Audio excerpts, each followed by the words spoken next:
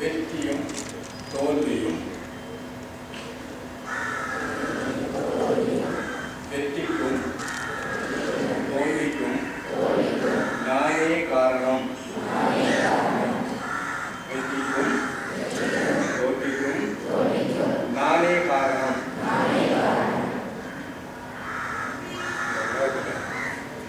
யார் எந்த துறையில் வெற்றி அடைந்தார்களோ அவரெல்லாம் நான் வெற்றி அடைந்தே தீர்வேன், வெற்றி என் கையில், எனது தலைமையை தீர்மானிப்பவன் நான். அந்த தெளிவோடு முயற்சி செய்து வெற்றி அடைந்தார். தோல்வி அடைந்த யார் அத்தனை பேருமே அவங்களோட அடி உள்ளத்தில் அவங்கள வெற்றியை பற்றிய தெளிவு இருக்கவும் இல்லை, வெற்றியை பெற வேண்டிய ஆசையும் இருக்கவில்லை. ஆகவே அவர்கள் தோல்வி அடைந்தார்கள். இருந்து நீங்கள் யோசிக்கணும்.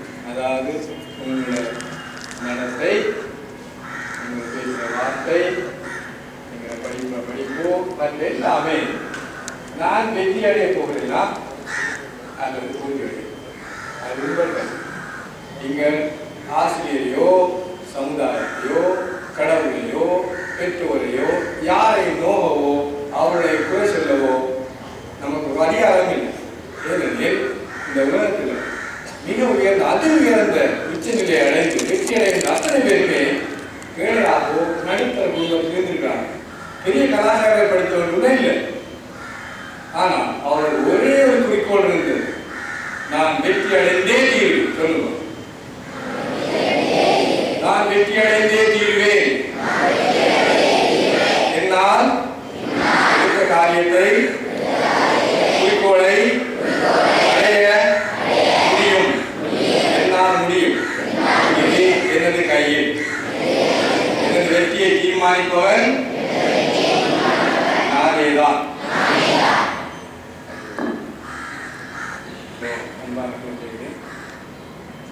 தற்போது விகுலானந்த சுவாமிக்கு சுவாமியார் மாலை அனுப்பி வந்தார். இவர் துறவியாளர்கள் கூட பாருங்க, இந்த உலகத்தில் ஒரு இலக்கை நாட்டி விட்டு நமக்கு முன்னுக்கும் சிலையாக இருக்கிறார். என்ன அர்த்தம்னா, இவங்க எல்லாருமே அவங்களுக்கு அடியானது தெரியும். என்ன, நான் வெற்றி அடைகிறதுக்கு நானே காரணம். ஆகவே எவ்வளவு தூரம் ஒழுக்கம், நடத்தை, வார்த்தை, முயற்சி அத்தனை பேருமே நான் செய்வது எனக்கு சொல்லுவோம். லா ஆஃப் அட்ராக்ஷன் சொல்லுவோம். கவர்ச்சி தத்துவம்.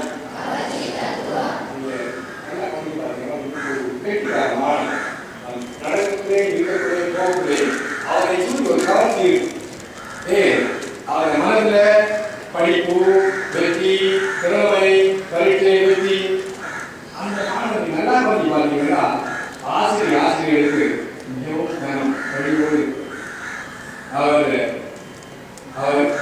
நடக்கிறது சொல்றது எல்லாம் அந்த வாழ்க்கையில வெற்றி அடைவதற்காக இருக்கு. அது நமக்கு பிரார்த்தனை வேண்டுகோள், அதோட எச்சரிக்கையும் கூட. யாராவது என்னை சமுதாயம் காரணமாக, பெற்றோர் காரணமாக, பாடசாலை காரணமாக, ஆசிரியர் காரணமாக நான் வெற்றி அடையவில்லை சொல்றது உடனடியாக முடியாது. ஏனெனில் வெற்றி அடைய தீர்மானித்தவனை ஒருவர் அசைக்க வேண்டும்.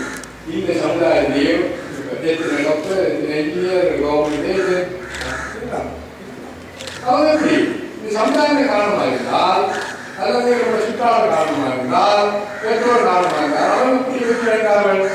அவங்களை வெற்றியாகவே சொல்லுவோம். இருந்து சொல்லுங்க, வெற்றி வெற்றி எடுத்த கர்மத்தில் வெற்றி. கவர்ச்சி தத்துவம் படி இந்த எண்ணம், நீ எதை எழுதுகிறாயோ அதை அடைவார். சொல்லுங்க, எதை சொல்கிறாயோ அதை அடைவார், எதை செய்கிறாயோ அதை அடைவார். சொல்பவர், எழுதுபவர், செய்பவர் யார்? சொல்லுபவர் நான், எழுதுபவர் நான், செய்பவர் நான், வெற்றி அடைவதும் நான்.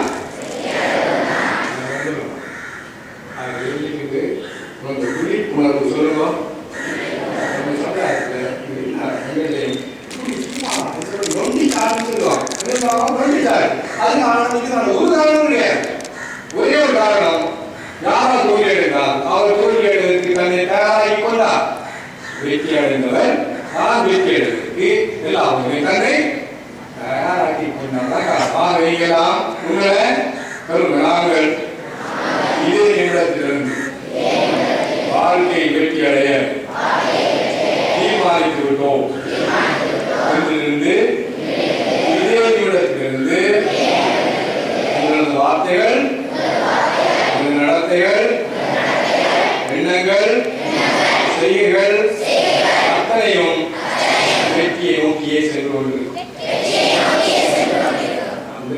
ஆச்சாரிய தேவோ எனது எழுத்தறிவித்தவன் இறைவன் ஆகும். சட்டம் ஒன்று வந்து உங்களுக்கெல்லாம் சட்டம் ஒன்று சட்டம் சொல்றா வெற்றி அடைவை தீர்மானித்தால் நீ ஒழுக்கமா நட என்று சொல்ல வேண்டிய அவசியம் இல்லை. ஏன் ஒழுக்கமா நடக்காவிட்டால் வெற்றி கிடைக்காது. வெற்றி ஒழுக்கமா நட நல்லது, அதை மட்டும் சொல்ல வேண்டிய அவசியம் இல்லை. இது பெரிய சொல்ல வேண்டிய உலகத்தில் வெற்றி அடைந்த அத்தனை பேருமே ஒழுக்க நடத்தியோடு இருந்தார், மூத்தவர்களுக்கு பணித்தார், ஆசிரியர்களுடைய நடந்தார். அதுக்கு எதிர்மாறாக இந்த வாழ்க்கை வெற்றி ஒருவரே கிடையாது. நீ வெற்றி யாரும் நீ ஒழுக்கமான வார்த்தை அளந்து பேசி ஆசிரியர்கள் பணிகள் சொல்ல வேண்டிய அவசியம் இல்லை. வெற்றி அடைய விரும்பினால் அதை செய்யலாம், அதை மற்றது இருந்தால் நீ வீடு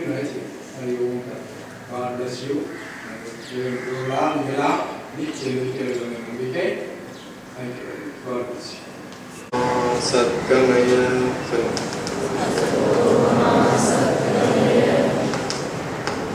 பொய்மையிலிருந்து உண்மைக்கும் தமசோமா ஜோதிர்கமய இருளிலிருந்து ஒளிக்கும்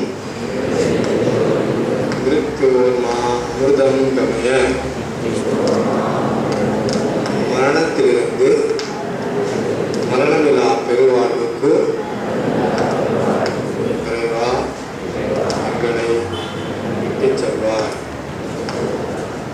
பொய்மையிலிருந்து உண்மைக்கும் இருளிலிருந்து ஒளிக்கும் மரணத்திலிருந்து மரணமில்லா பெருவாழ்வுக்கும்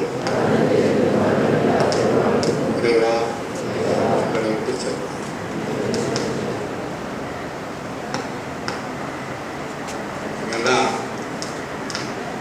ரசித்து பெற்ற அந்த அற்புதமான வித்தியாசத்தை மாணவர்கள் அடுத்தது மட்டுமல்ல, இந்த உலகத்தை உருவாக்கும் நாளைய பிரஜை. ஆகவே உங்கள் ஒவ்வொருவரின் தோளிலும் மிகப்பெரிய பொறுப்புணர்ச்சி உண்டு.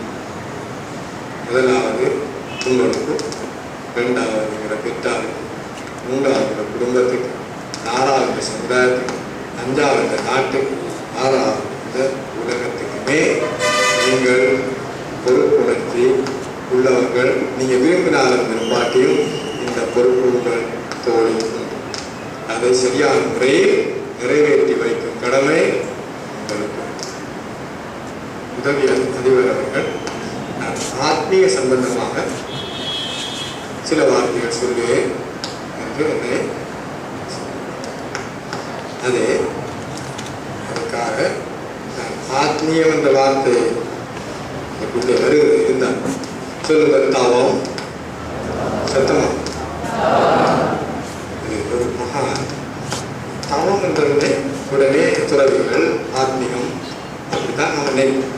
ஆனால் ஒரு சின்ன விஷயத்தை சேர்ந்த ஒரு மகா துறவியார் சொன்னார், தவம் என்பது சொல்லுங்க கடின உழைப்பு. தபஸ் இஸ் ஹார்ட் ஒர்க். இந்த தவம் என்ற வார்த்தை இந்த துறவிகளுக்கோ ஆத்ம ஞானம் அடைவதற்கோ மட்டும் அல்ல, இந்த வாழ்க்கை வெற்றி அடையும் அத்தனை பேருக்கும் தவம் என்ற வார்த்தை சொல்லுமே. வெற்றி அடைவர்கள்லாம் ஹார்ட் ஒர்க் சொல்லுங்க. முதுகெலும்பு தலை நீர் என்ன நான் ஏன் சொல்கிறேன்னா அல்லது நான் சொல்கிறவங்களுக்கு விளங்காது அல்லது ஞாபகத்தில் இருக்கு. இப்போ நான் என்ன சொல்கிறேன், ஹார்ட் ஒர்க் சொல்லுங்க. தவம் என்றதுக்கு உண்மையான அர்த்தம் கடின உழைப்பு. கடின உழைப்பு இல்லாமல் இந்த வாழ்க்கையில் ஒன்றுமே வெற்றி அடையும். நம்ம இது சொல்லுங்க, மாணவ வாழ்க்கை சொல்லுங்க, வாழ்க்கையின் அத்திவாதம். உங்கள் முன்னகிரிக்கும் இந்த துறவியார் ஒரு நாள் உங்களை போல் இருந்தவர் தான். சரி, ஆனால் அப்போதே தெரிந்தது நான் எனது வாழ்க்கையை ஒரு வெள்ளை அடைந்து காட்டுவேன், என்னால் முடியும். அதற்கு நாம் கடின உழைப்பை கை கொள்ளுவேன். இப்போ நாட்டை மரப்பில் ஒரு ஆசிரியர் தான் சொன்னார், படி படி அவனுக்கு படி கதியா படி நல்லா படி டியூஷனுக்கு போ அப்படி எல்லாரும் சொல்றாங்க. இந்த படித்தவர்கள் அத்தனை பேரும் வெற்றி அடைந்தார்களா? இல்லை.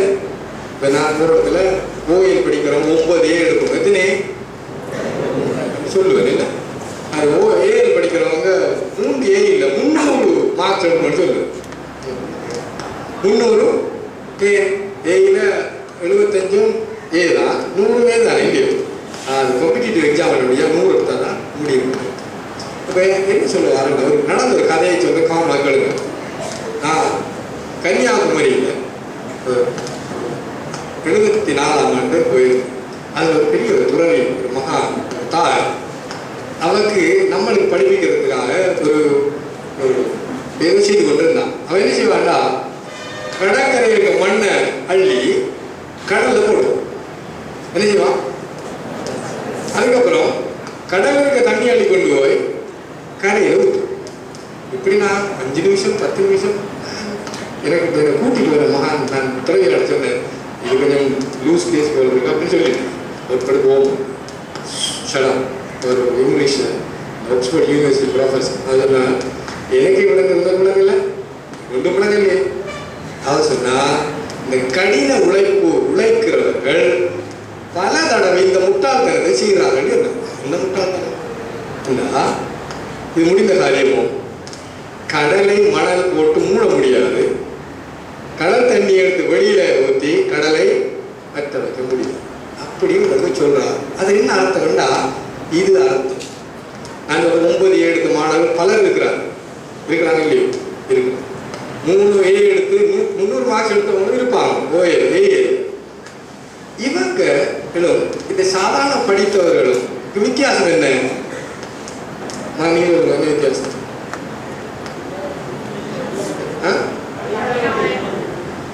அதுதானே சொல்லிட்டேன். அதை அள்ளி போடுற மாதிரி கடின பேர் எல்லாரும் செய்யறாங்க. ஏன் வெற்றி அடையவில்லை? நான் வாழ்க்கையை திட்டமிட்டு படிப்படியாக குறிக்கோளை நோக்கி நகர வேண்டும். குறிக்கோள் கண்முன் இருக்க வேண்டும். அதை அடையக்க வேண்டிய படிகள் தெளிவாக இருக்க வேண்டும். படிப்படியாக முன்னேற. அவ அந்த தாயார் சொன்னது என்னண்டா, எல்லாரும் கடின உழைப்பு, எத்தனை பேர் உழைக்கிறாங்க. அவன் பணக்காரனாகவும் இல்லை, நிறைய உழைக்கிறோம். படித்தவங்க பார்க்கணும் இல்லை, அதே லைஃப். இப்போ உதாரணத்துக்கு சொல்லுங்க, கண் எதை பார்க்கிறதோ, வார்த்தை எதை சொல்கிறதோ அது மனதில் படி. முதலாவது பெரிய அற்புதமான மன தத்துவ நூல்கள் எப்படி இருக்குன்னா, உனக்கு எது வேணும் அதை எழுது. தற்போதை நம்ம சுருக்கமாக எடுத்துக்கணும். 9 A எடுக்கணும் OAL, 3 A எடுக்கணும் AL. சரிதானே? இது நான் தெரியுது நமக்கு. ஆனால் எழுதணும். இது இடது பக்கம் 30 பாடங்கள், அதுக்கு நேர ஒவ்வொரு பாடத்துக்கு நேர A 9. சரி, இது OAL படிக்கிறவங்க 3 பாடத்தை நேர A என்று ஒரு குட்டி வைக்கணும். அதை காலையிலேயோ மத்தியானத்திலையும் இரவிலையும் கண்ணால் பாருங்க. அப்ப என்ன நடக்குது பார்க்கக்கூடா, அதான் முக்கியம். நான் ஒரு பாடத்துல ஒரு நான் முன்னாள் பார்த்தேன். அவர் 8 பாடம் பாஸ் பண்ணிருக்கா, ஒரு பாடம் பெய். அதுல இருந்து முழுதும் பெய் இல்லையோ பெய். அது என்ன பாடம்னா மேத்ஸ் ஓகே விளாண்டு நீங்க எழுதி வாழ்க்கையில இது உங்களுக்கு உதாரணமா சொன்னாலும் வாழ்க்கையில வர அத்தனைக்கும் தான் காரணம். நீங்க எழுதி 9 பாடம் அதுக்கு நேர 9 எழுதிட்டீங்க இல்லையோ, எழுதக்குள்ளே உங்களுக்கு தெரியும் இதுல ஏசு கூட வராது தெரியும் இல்லையா. பல பாடங்கள் இருக்கிறதுல ஏசு கூட வரான்னு கூட இது இருக்கு. அப்ப என்ன சொல்லணும், அதான் அந்த தாயார் உதாரணம். இப்பதான் சொல்லுங்க பிளானிங். இப்பதான் இந்த இதெல்லாம் எடுத்தாலும் இதுல எடுக்க முடியாதுன்னா அதை எப்படி இந்த பாடத்தை நான் எப்படி ஏதாக்க முடியும், அதுக்கு என்ன சொல்லணும்.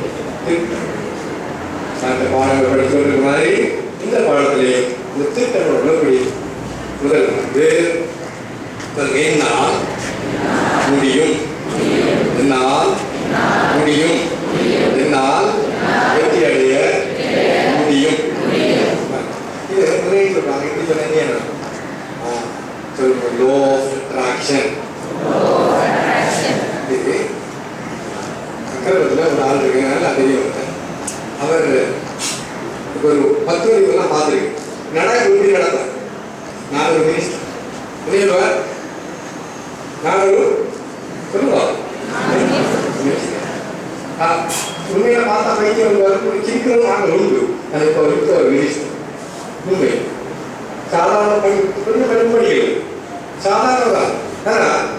நான் மினிஸ்டர் அப்ப என்ன நடந்தது, இது நான் சொல்ற கற்பனை இல்லை. கற்பனை from the imagination and dream. பழைய கொஞ்சம் விழிப்புணர்வு சொல்லுவோம். அறிவு கண்ணை திறந்து கொஞ்சம் காப்பா. இந்த சமுதாயத்துல நம்மளோட குட்டி சோகாலத்துல பல காரணங்கள் இது உண்டு. அதாவது அகல்கணம் காணாதையா என்ன சும்மா அகல்கணம் சொல்லுவாங்க இல்ல. முன்னாள் என்ன முடியும், நம்மளோட சமுதாயத்தில் இந்த சமுதாயம் முடியும் சொல்லி சொல்லி என்ன நம்மளோட குட்டி சோறாக்கின எவ்வளவு முட்டாள். நீங்கள் அறிவு சொல்லா இது தவறு, எது தவறு இப்படி சொல்றது தான். அப்ப என்ன சொல்லா பகல் கனவு காணும் சொல்லுங்க. பால் கனவுக்கு இங்க பால் கனவுக்கும் இரவு கனவுக்கும் வித்தியாசம் இருக்கு. பகல் கனவு காணுற அர்த்தம் என்னென்றா வாழ்க்கையில 9ஆம் படிப்பு படிக்கிற 10 மாணவர்கள் கைவிடணும் 10 இன்னும் 1 வருஷம் இருக்கு வைக்கலாம் இல்லையா. இந்த பகல் கனவுக்கும் இரவு கனவு இந்த வித்தியாசம். பகல் கனவு காணுது என்றால் உங்களோட கனவை திட்டமிடலாம். சொல்லுங்க, கனவை திட்டமிடலாம். நீங்க 7 சொல்லுங்க உதாரணத்துக்கு. அப்ப அதை இப்பொழுது திட்டமிடலாம். பகல் அந்த மினிஸ்டர் உண்மையில அதுக்கு பிறகு நான் கேள்விப்பட்டேன்.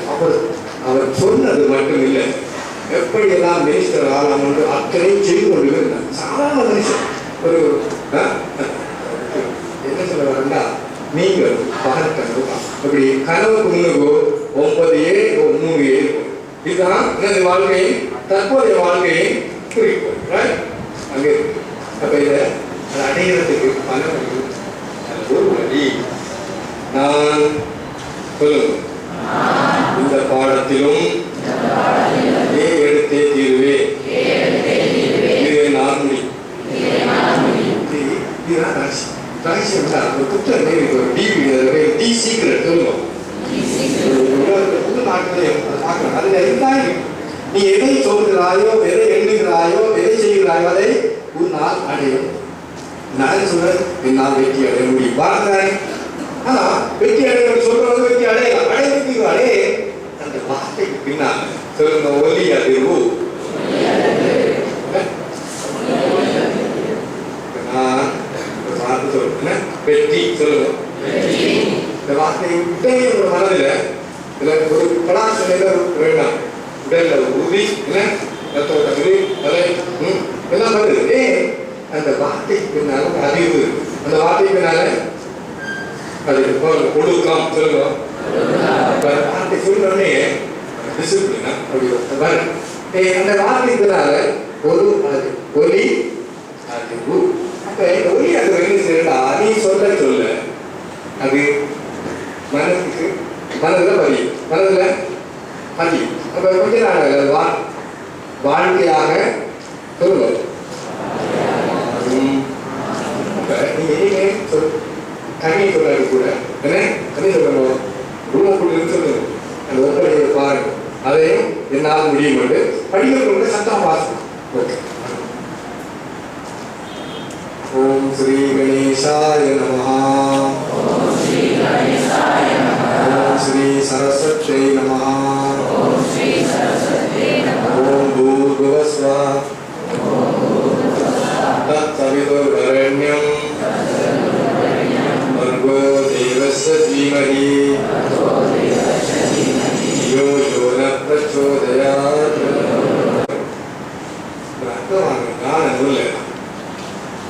நம்ம சொன்ன மாதிரி வெற்றிக்கு தோல்விக்கும் காரணம் என்ன?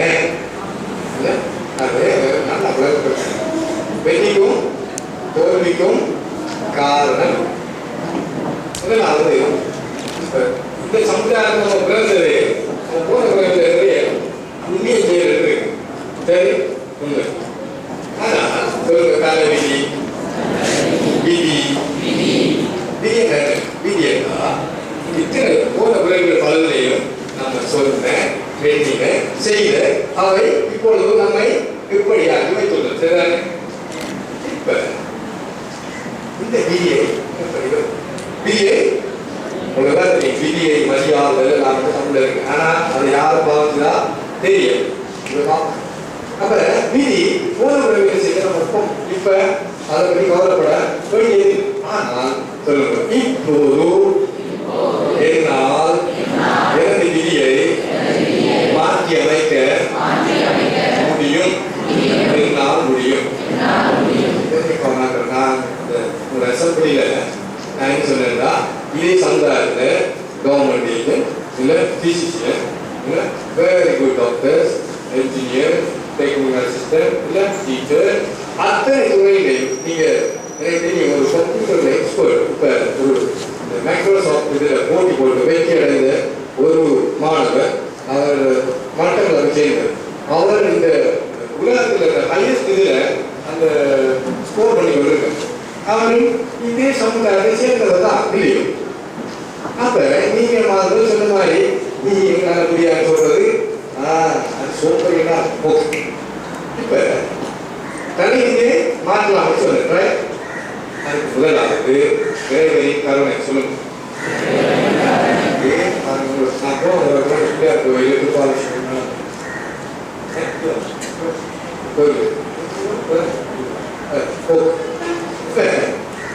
நமக்கு இருக்கிற சக்தி காணாது இல்லையே. நீங்க நான் பக்கத்துல காடி போயிட்டு வந்தேன்.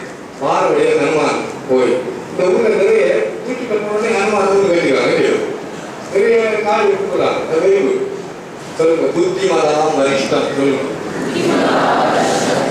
ஹனுமான் பாட்டுல இந்த உலகத்தில் உள்ள அத்தனை புத்திமான்களையும் ஹனுமான் தான் என தப்பது.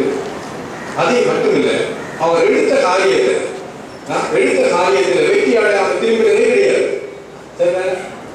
அப்ப இவரை கும்பிடுறவங்களோ ஆராதித்தவங்களோ அவர் மாதிரி கொண்டு பெரிய மாற்றம் அடுத்த வழி முதல்ல கடவுளை கும்பிடு. நீங்க கண்மானியோ காளியோ சிவருமானியோ இல்லையா யாரை கும்பிட்டாலும் இப்படி கும்பிடுங்க. பெருமானே சொல்லுங்க. அது நீங்க அர்ப்பணிக்கும்.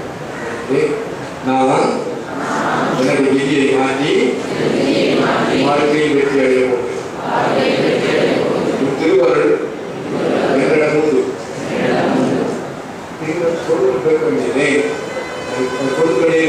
ஆகவே பிறகு திருவாரூர் என்னிடம் நிறையும். காலையில் மாறி ஒரு மந்திரம் சொல்லுவோம். இது ஞாபகத்தை வச்சுக்கணும். பிறகு காற்று மாதிரி தாகம் மாதிரி விரைவு அது எப்பொழுதும் பிறகு அருள் இருக்கிற அற்புதமான விவேகானந்த சுவாமியோட படம் அவங்க அப்புறம் மத சாரதா தேவி ராமேஸ்வர அவங்களோட படம் நான் பார்க்கணும் ஆஃபீஸ் அவர் ஒரு நாள் சொன்னான்னா